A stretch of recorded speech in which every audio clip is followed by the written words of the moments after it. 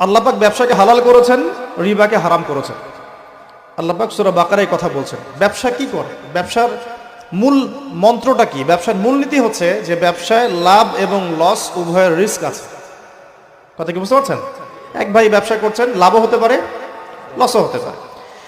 যখন আমরা রিবা মুক্তভাবে একটা ইসলামিক অর্থনীতি প্রতিষ্ঠা করব, তখন ব্যবসাভিত্তিক ইসলামিক অর্থনীতি যখন চলবে, তখন ক্যাপিটাল বা সম্পদটা এক হাত থেকে আর এক হাতে সার্কুলেট হতে থাকবে। মনে করেন আমরা ব্যবসা করছি একটা মার্কেটের মধ্যে, ছোট করে বোঝাই, একটা ছোট্ট মার্কেট, ছোট্ট বাজার, এখানে সবাই ব্যবসা করছি। এই ব্যবসার মধ্যে কেউ লাভ করবে, কেউ লস করবে।